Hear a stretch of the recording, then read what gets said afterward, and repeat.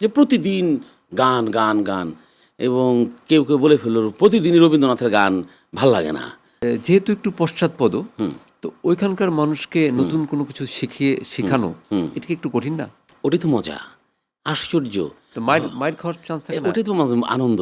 মায়ের দিছে কখনো? হ্যাঁ, খেয়েছি, ওটাই তো আনন্দ। মানে সিরিয়াসলি এই ঘটনা হ্যাঁ। শুনতে চাই আমরা শুধু। এই যে আমি যেমন স্কুলে বাচ্চাদের শেখাই যে তোমার সাথে একটা বাচ্চা ভালো ব্যবহার করলো, তুমি কি করবা? ভালো ব্যবহার করব। আমি বললাম এটা কি তোমার গুণ? বলে হ্যাঁ গুণ। আমি বললাম এটা কোনো গুণই না।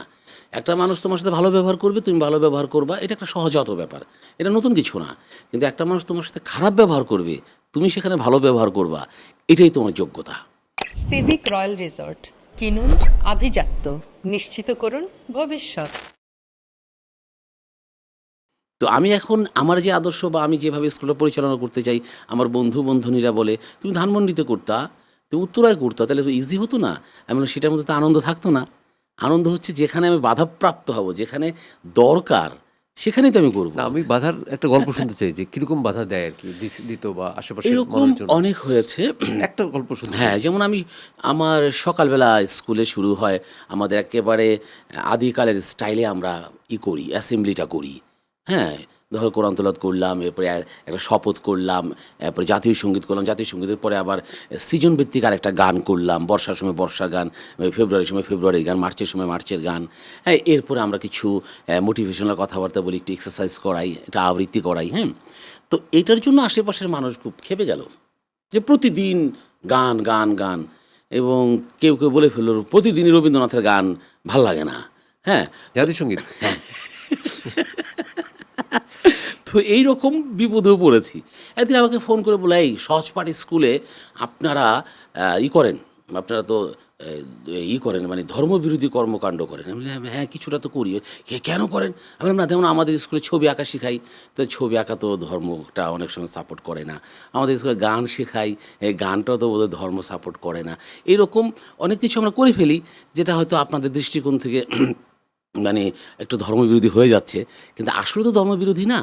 ধর্ম তো হচ্ছে সব কিছু নিয়েই, কিন্তু তাদের অজ্ঞতা থেকে আমাদের উপরে এই হামলাটা করে, প্রায়ই করে যে এত শিল্পচর্চা করে, এত সঙ্গীত কেন, আয়োজন কেন, গান বাজনা কেন, বাচ্চারা তো এসে লেখাপড়া করবে, আপনাদের টাকা দিয়েই পড়ালেখা করাবেন আর বেশি বেশি নাম্বার দিবেন। এইরকম একটা বিপদে পড়েছিলাম। আরেকটা বিপদে পড়েছিলাম, আমি প্রথমে ঘোষণা দিয়েছিলাম যে আমাদের স্কুলে বাচ্চারা শুধু বোর্ডের বই পড়বে, বাইরের বই পড়বে না। কারণ কিন্ডারগার্টেন স্কুল মানে হচ্ছে অনেক বই থাকবে, কারণ বইয়ের একটা ব্যবসা আছে। হ্যাঁ, এবং ওই বই পড়াতে গেলে আবার টিচার নিয়োগ করতে হয়, তো দুইটা ব্যবসা হয়, টিচিং ব্যবসা হয়, কোচিং ব্যবসা হয়, আবার বইয়ের ব্যবসা হয়। আমরা বললাম না, আমরা বইও দেবো না বেশি, আর আমরা কোচিংও করাবো না, শুধুমাত্র সরকারি বইটা পড়াবো। এই নিয়ে তো হাসাহাসি, সরকারি বইতে আছে কি? এই বইতে কিছু আছে, এটা কী দেখেন তো, পুরো বইতে কিচ্ছু নাই। এই সরকারি বই পড়াবেন, একটা মানে ফালতু একটা বই, এটা কিন্তু একটা অ্যাজ সবাই কথাটা বলে। তখন আমি বললাম যে একটা সপ্তম 7 বছরের একটা বাচ্চা ওয়ানে পড়বে এবং তার মেধা এবং মননের উপর নির্ভর করে এবং অনেক বিজ্ঞ বিজ্ঞ লোকদের নিয়োগ দিয়ে অনেক টাকা পয়সা খরচ করে তারপরে বইয়ের সিলেবাসটা নির্ধারণ করা হয়েছে। আর আপনারা যারা লেখাপড়ায় ব্যর্থ হয়ে কিন্ডারগার্টেন স্কুল করেছেন, তারা সিদ্ধান্ত নিয়েছেন না 7 বছরের বাচ্চাকে এতগুলো বই পড়াতে হবে। তো আমি কার কথা শুনবো?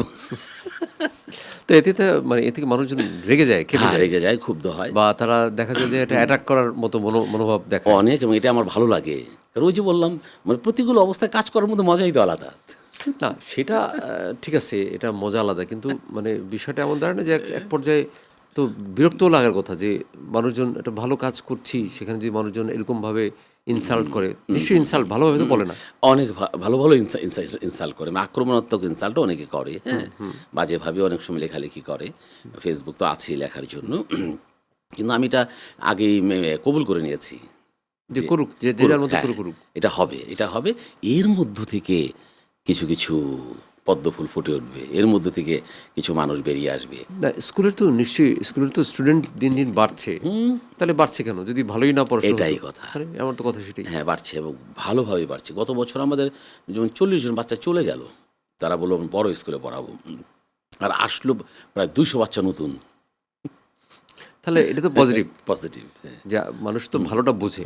আমি একটা একটা গান দেখলাম একবার, একটা যে তুমি তোমার স্কুলের বাচ্চাদের নিয়ে সামনে পানি জমেছে, বৃষ্টির উৎসব করতেছে, সবাই বৃষ্টিতে ভিজতেছে। ভিজতে ভিজতেছে। তো এটা তো আবার অনেকেই আসলে এটাকে মানে করবে, ক্রিটিসাইজ করবে। ক্রিটিসাইজ করবে এবং ওই সময় আবার বেশ কিছু ভিডিও ভাইরাল হয়েছিল যে বাচ্চারা বৃষ্টি হয়েছে, বাচ্চারা বৃষ্টি বেচার জন্য উঠোনে আসতে চাচ্ছে, আর ওরা 2-4 জন সিকিউরিটি রেখে দিয়েছে, নামলেই পিটায় দৌড়া, আর বাচ্চারা দৌড়িয়ে আবার ঘরে চলে যায়।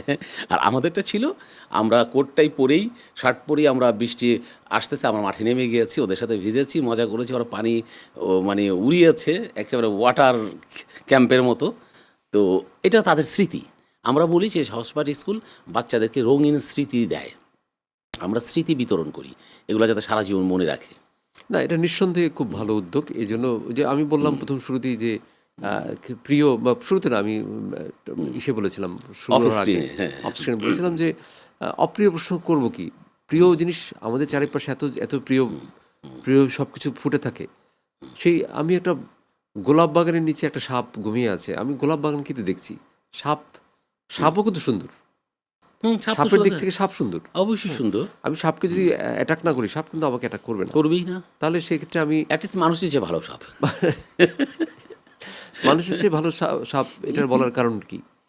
কারণ মানুষ তো সব ধ্বংস করে ফেলছে, মানুষ যা ইচ্ছে তা করছে, নিজের প্রয়োজনে সব কিছু হালাল করে নিচ্ছে। কিন্তু সাপ তো তাই করছে না। সাপ সারা জীবন আদিকাল থেকে সাপ একটা ব্যাঙ খাইতো, ওইটাই খাচ্ছে। আর আমরা কত জিনিস খাবার পরিমাণ বাড়াচ্ছি, আমার বাসস্থান বাড়াচ্ছি, নিজেদের কমফোর্টের জন্য সব শেষ করে দিচ্ছি না। না, এটা এটা এটা খুব ভালো কথা। সুন্দরের সাথে আমরা সবাই থাকি।